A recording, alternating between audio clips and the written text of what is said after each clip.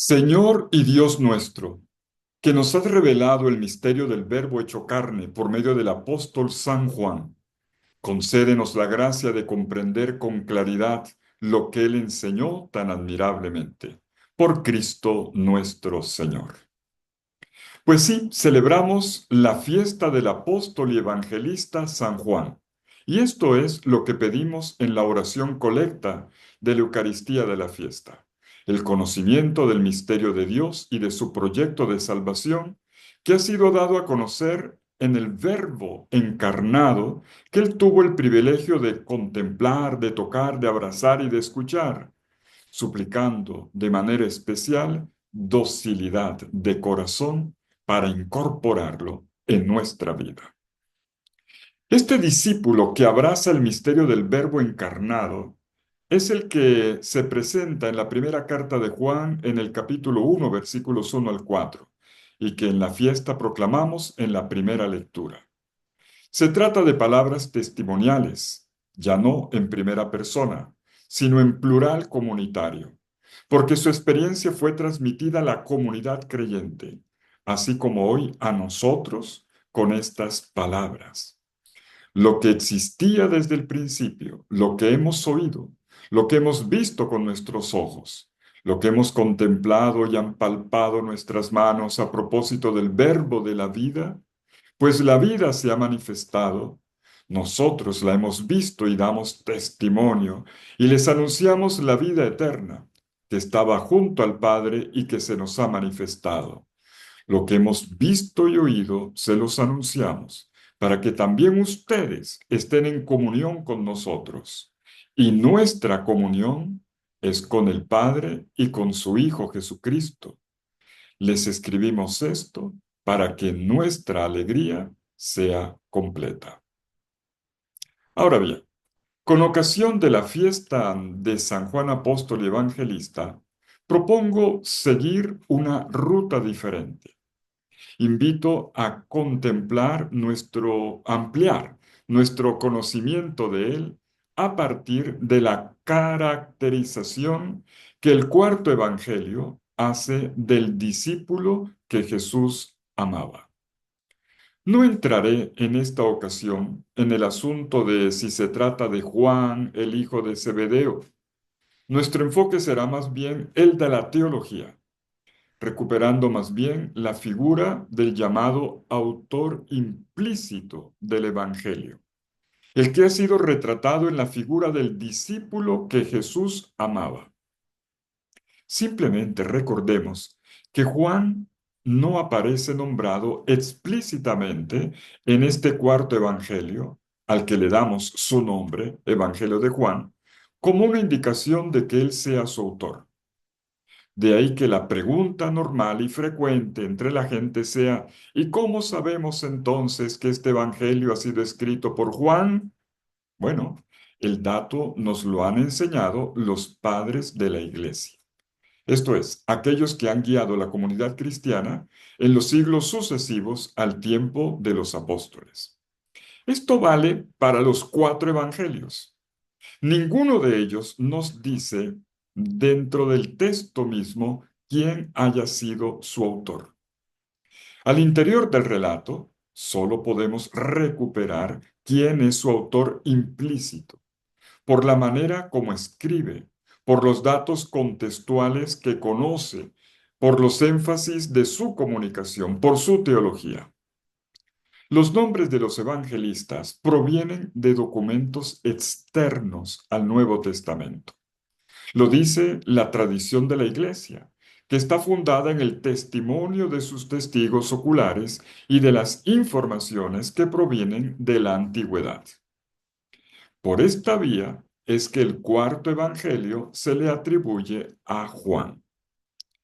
Esta vez, por lo tanto, más que por datos históricos, lo vamos a identificar porque en el texto es denominado varias veces con el apelativo de el discípulo que Jesús amaba. Así se traduce la expresión del original griego, Hon egapa ho Jesús. Este discípulo no es que aparezca en todo el Evangelio tampoco. Él se deja ver en la parte terminal del Evangelio, en la segunda parte. Y allí aparece en cuatro momentos precisos y fundamentales. Cuatro. Bueno, hay dos pasajes más que hablan de un otro discípulo. Estos no entrarán en consideración en el día de hoy. Pero veamos con calma, con actitud analítica y también contemplativa, cada uno de estos cuatro cuadros narrativos que están en el Evangelio de Juan. Primer cuadro. La primera vez que encontramos la expresión el discípulo que Jesús amaba es en Juan capítulo 13, versículo 22. La segunda parte del Evangelio, que va desde la última cena hasta la muerte y resurrección del Señor, había iniciado con un anuncio del amor de Jesús hasta el extremo en la entrega de su propia vida. Juan 13:1. Habiendo amado a los suyos que estaban en el mundo, los amó hasta el extremo. Enseguida, durante la última cena, Jesús anuncia que uno de sus discípulos lo va a entregar. En ese instante los discípulos se miran unos a otros, sin poder identificar al traidor. Justo aquí, en 13:23, se menciona por primera vez el discípulo que Jesús amaba. Dice literalmente el texto, estaba recostado en el pecho de Jesús uno de los discípulos, el que Jesús amaba. A él, Simón Pedro le hace un guiño para indagar, y éste se recuesta en el pecho de Jesús para preguntarle, Señor, ¿quién es? A lo cual Jesús responde, es aquel a quien yo dé el bocado que voy a mojar. Esta es la primera vez que leemos la fórmula. Hay un discípulo al que Jesús amaba. Y yo no diría el discípulo predilecto, porque sería forzar el texto. No se dice, de hecho, aquel que Jesús amaba más que a los otros, sino sencillamente el discípulo que Jesús amaba. On, egapa, o Jesús en griego. Es el discípulo dilecto, ¿sí? Pero sin el pre, lo cual sugeriría una diferenciación con respecto a los demás, lo cual no se evidencia en el texto. Implicaría la sospecha. ¿Es que Jesús amaba a este y no a los otros? Por lo tanto, el acento no está en una comparación. No es por comparación, es por revelación. Es decir, Jesús amaba al discípulo y este discípulo se presenta como amado por el Señor. Y este discípulo se convierte en paradigma de todo discípulo. Pongamos cuidado porque no es lo mismo decir el discípulo que amaba a Jesús que decir el discípulo que Jesús amaba, como dice de hecho el texto. ¿Es objeto del amor del Señor o el sujeto del amor? ¿Es el amado o el amante? Entiendas el término. Es claro, el discípulo es el destinatario del amor de Jesús. Por lo tanto, no se pone en consideración lo que el discípulo hacía, sino el hecho de que era amado por Jesús. Tanto es así que en este primer cuadro narrativo se encuentra en la mesa al lado del maestro. Notemos una precisión terminológica. En el versículo 23, el narrador de Juan dice que el discípulo estaba en el seno de Jesús. Y luego, en el versículo 25, dice, estaba recostado en el pecho de Jesús. Profundicemos. Primero, el versículo 23, estaba en el seno de Jesús. ¿Qué quiere decir estar en el seno de alguien? Esto nos lo ayuda a entender otro texto, la parábola del rico Epulón narrada por el evangelista Lucas. Allí Jesús cuenta que el mendigo Lázaro, al morir, fue llevado por los ángeles hasta el seno de Abraham. Lucas 16:22. Con esto no está diciendo que está recostado en un pecho, no. Está diciendo que se le dio un puesto de honor en la mesa, al lado de aquel que la preside. Esto es estar en el seno de. Según la parábola, en el banquete del paraíso, es Abraham, el padre de todos los hebreos, quien le asigna un lugar de honor, un puesto de honor junto a él en el banquete, a este mismo mendigo pobre al que se le había negado la comunión de mesa, el alimento y la dignidad aquí en la tierra. La misma fórmula aparece en el prólogo del Evangelio de Juan.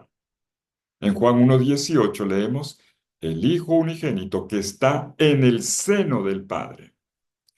Por tanto, el discípulo se encuentra en el seno de Jesús, en profunda comunión, de manera análoga a como lo estaba el Verbo con el Padre desde la eternidad. Y permítame agregar una nota, la pequeña nota filológica. El término en hebreo es kolpon, entokolpon, estar en el seno. Y el término kolpon, el término seno en griego, quiere decir ensenada. Una ensenada es una entrada, como la entrada del mar en una bahía.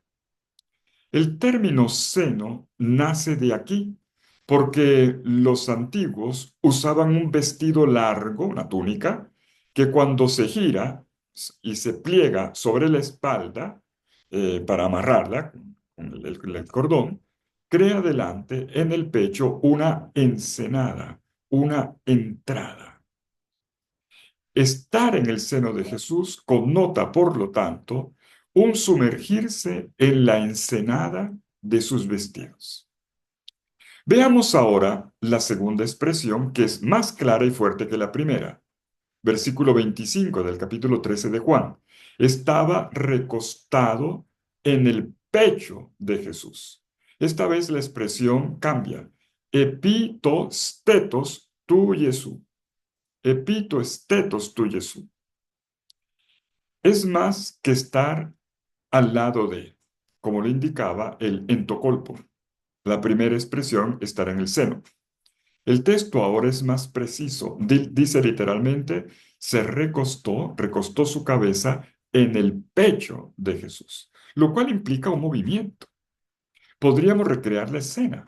El discípulo inclina la cabeza, dobla el cuello, se agacha, eh, se agacha hasta la altura del pecho del maestro, se reclina sobre el pliegue de su túnica.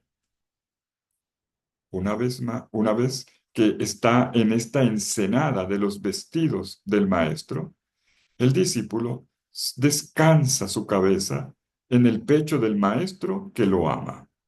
Es un gesto de abandono que presupone una confidencia entre los dos, pero en este momento es el discípulo el que se abandona en él. Es un gesto muy tierno. La tradición bizantina llama a Juan el teólogo, porque es el teólogo por excelencia, el que ha absorbido su conocimiento de la fuente de la revelación, apoyando su cabeza en el pecho, cerquita del corazón del Salvador. Esta es la primera fuente de la teología, la fuente primera de toda teología. Tenemos aquí dibujado en el discípulo que Jesús amaba el gesto simbólico que describe lo que es un discípulo del Señor. Pasemos al segundo cuadro. La segunda vez que se repite la expresión el discípulo que Jesús amaba, aparece en la escena del Gólgota, en los últimos instantes de la vida terrena de Jesús, cuando lo entrega todo por amor. Lo leemos en Juan capítulo 19, versículos 26 y 27. Jesús, viendo a su madre y al discípulo a quien amaba, que estaba allí, le dijo a su madre, aquí tienes a tu hijo. Después le dice al discípulo, aquí tienes a tu madre. Y desde aquel momento el discípulo la recibió en su casa. Si yo te preguntase, ¿quién estaba al pie de la cruz? Seguramente tú me dirías, María y Juan. ¿No es verdad? Estamos acostumbrados a decir los nombres propios, pero el texto del Evangelio de Juan no procede así. Tenemos entonces que aprender a observar con mayor cuidado. El texto no dice María y Juan, sino la madre y el discípulo. ¿Es que hay alguna diferencia? Pues sí, hay diferencia. Y los lectores del Evangelio de Juan tenemos que aprender a captar los matices. Ocurre que, valiéndonos de nombres propios, identificamos materialmente a los personajes. En cambio, cuando se dice madre y discípulo, el evangelista está aludiendo a una dimensión simbólica, a la función, a la figura que va más allá del hecho histórico, sin que por esto se relativice el hecho histórico. Más bien, se deja ver que allí hay mucho más de lo que se percibe a primera vista. Es un signo. A los pies de la cruz, entonces, no solo está la madre, sino también el discípulo, aquí está la expresión, el discípulo que Jesús amaba. Y justo en el momento culminante de la entrega de Jesús, cuando hace el traspaso de sí mismo, como la gran herencia, la entrega, que es el mismo, la entrega de su misma vida y su amor a nosotros desde lo alto de la cruz. Se hace como cuando se entrega una preciosa herencia. El discípulo hereda a la madre de Jesús y desde aquella hora la toma consigo, entre lo que le es propio, como su mayor bien espiritual. Durante la cena, a los pies de la cruz y un poco después, cuando el evangelista relata el golpe de la lanza en el costado, de la sangre y del agua que emanan del costado crucificado, agrega, el que lo vio da testimonio, y su testimonio es verdadero, y él sabe que dice la verdad para que también ustedes crean. Juan 19:35. Esta vez el autor del Evangelio sale al descubierto. Quien lo ha escrito es aquel que ha visto y da testimonio porque hizo una experiencia de lo ocurrido con sus propios ojos. Su testimonio es verdadero y él se presenta como consciente de estar comunicando la verdad y transmite estas cosas para que también los lectores creamos, para que tengamos la misma fe del discípulo que Jesús amaba.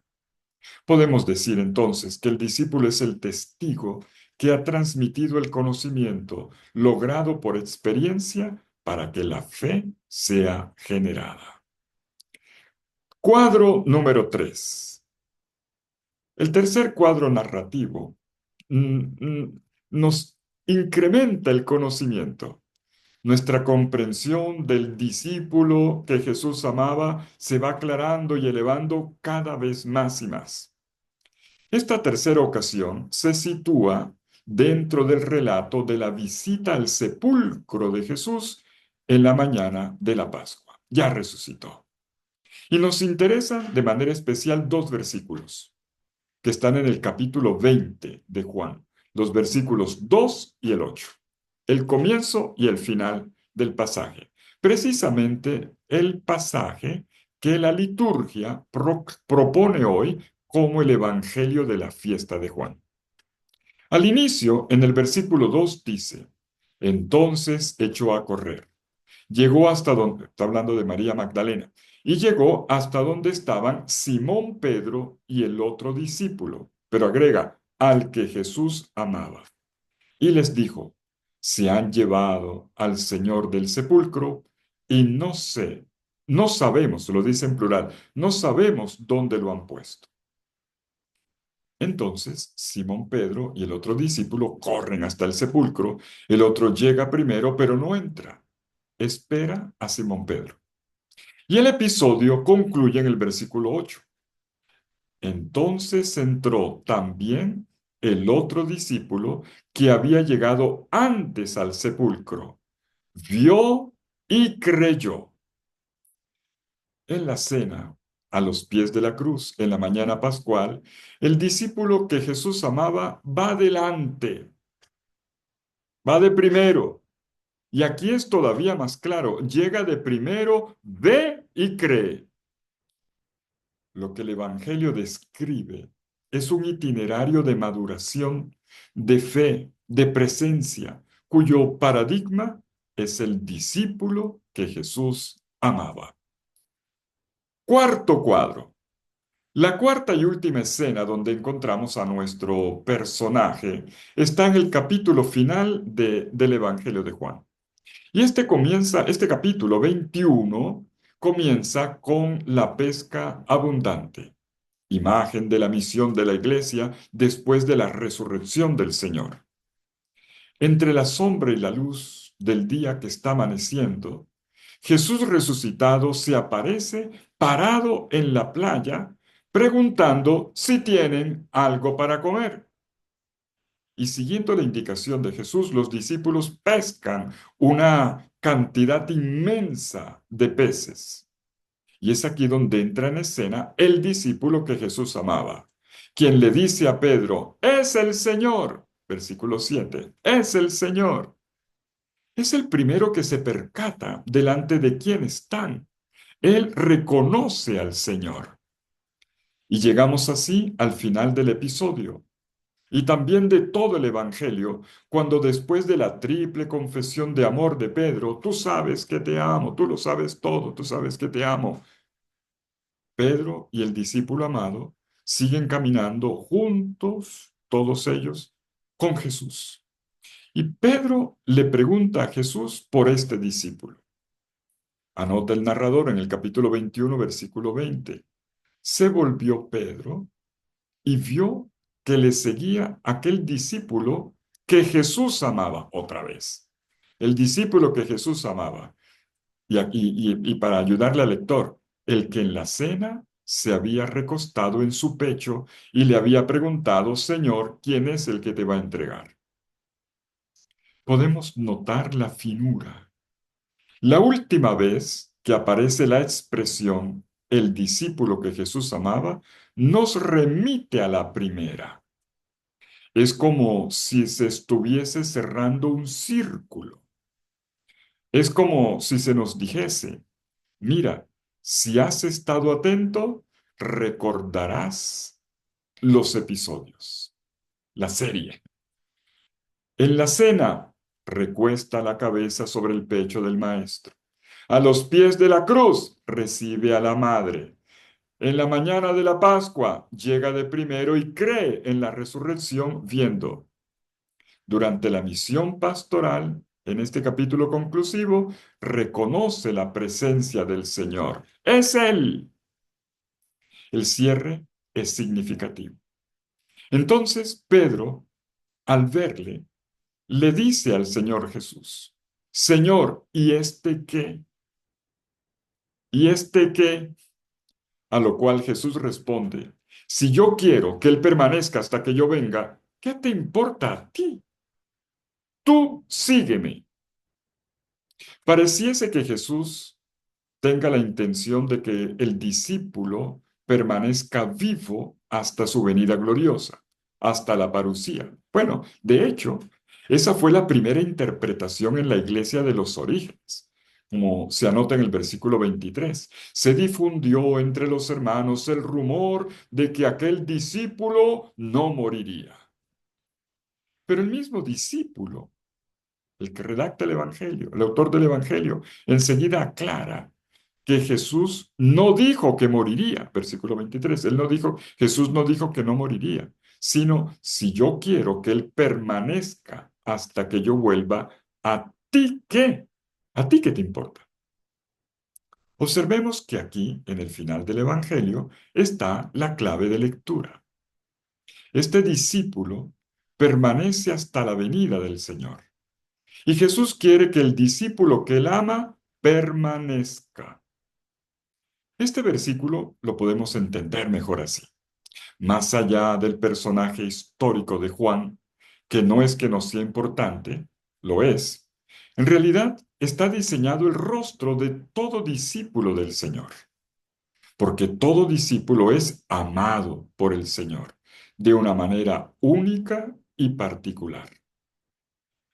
Antes de concluir, valga recordar que en este Evangelio hay dos menciones más de uno al que se le denomina el otro discípulo y que habitualmente ha sido identificado con el discípulo que hoy nos ocupa. Lo encontramos en Juan 1:38 y en Juan 19:15. Pero, como dije al inicio, esta consideración queda para otra ocasión. Concluyamos. Siguiendo la intención del relato del Evangelio, podemos decir a este punto, en este momento, el discípulo que Jesús ama a fin de cuentas soy yo. Todo lector es invitado a hacer suya esta afirmación. Ya desde los orígenes, la misma comunidad juánica se había identificado con él, se autocomprendía como la comunidad del discípulo amado. De hecho, justo en el cierre del Evangelio, en Juan 21:24, la comunidad pone la firma de recibido al Evangelio que el discípulo que Jesús ama ha testimoniado a su comunidad y que al mismo tiempo habla como si él fueran ellos. Versículo 24. Este es el discípulo que da testimonio de estas cosas y las ha escrito, y sabemos que su testimonio es verdadero. El pronombre nosotros nos lleva a entender que esta vez no se trata solo de la voz del discípulo amado, sino del redactor final. Cuando dicen, en plural, sabemos que el testimonio del discípulo que Jesús amaba es verdadero, están poniendo ante nuestros ojos el hecho de que la redacción final del Evangelio fue hecha después de la muerte de este discípulo. Y la comunidad está segura de la fidelidad y de la garantía de su tradición. Este es el discípulo que lo garantiza y nosotros confiamos en él. Es lo que están tratando de decir. Pues bien, esta conclusión del Evangelio vale también para nosotros hoy. En este nosotros también cabemos. Abarca la iglesia de todos los tiempos que continúa recibiendo este Evangelio fiándose en el discípulo que Jesús amaba y quien ha testimoniado lo que el Señor le transmitió en su amor. Juan, entonces, es el símbolo de todo discípulo en cuanto elegido, amado y destinado a la misión de testimoniar lo que ha recibido en cada latido del corazón del Señor y que sus ojos han verificado. Te invito. Te invito a que en esta fiesta de San Juan, apóstol y evangelista, repases estas cuatro escenas del discípulo que Jesús amaba y reescribas sus cuatro características en ti. Primero, es el que en la última cena apoya su cabeza en el pecho del Señor. Aplícalo a ti. Es el que a los pies de la cruz acoge en sí y en su casa a la Madre del Señor. Aplícalo a ti. Es el que llega corriendo y de primero al sepulcro vacío, ve las señales y las interpreta y cree en la resurrección. Aplícalo a ti. Es el que, en medio del arduo trabajo pastoral, a veces árido, reconoce la presencia del Señor vivo y resucitado. Aplícalo a ti. Orando serenamente, entremos ahora en comunión profunda con el Señor a la manera de este maravilloso discípulo, poniéndonos en su piel o en sus zapatos, como quieras, en estos cuatro momentos esenciales que hemos recordado en el día de hoy. Este es el discípulo que Jesús ama. Hon egapa ho Jesús, como se dice en griego. El discípulo que Jesús ama. Hon egapa ho Jesús. Que concretamente fue Juan. Sí, pero simbólicamente soy yo. Mirándonos en el espejo del retrato del discípulo amado, podríamos en este día de su fiesta hacer un ejercicio, repetir, yo soy el discípulo que Jesús ama. Yo soy este Hom Ega bajo Jesús. Yo soy el discípulo que Jesús ama. Finalmente, tengamos presente que el ser amado es el punto de partida de una misión. No es para quedarme con este amor y regocijarme y sentirlo dentro, nada más. No, no, no, no. Es para compartirlo. Es para darlo. Como leíamos en la carta de Juan, la primera carta, os lo anunciamos, se los entregamos, se los traspasamos. El discípulo que Jesús amaba es el testigo. Y el testigo anuncia. Y quien transmite hoy testimonialmente la verdad de Jesús al mundo a partir de una amistad profunda con Él, como la de este discípulo, es cada uno de nosotros. Pues sí, discípulo amado soy yo. Eres tú. Es todo el que recibe con docilidad el amor del Señor y lo anuncia con alegría al mundo. Feliz fiesta de San Juan, apóstol y evangelista.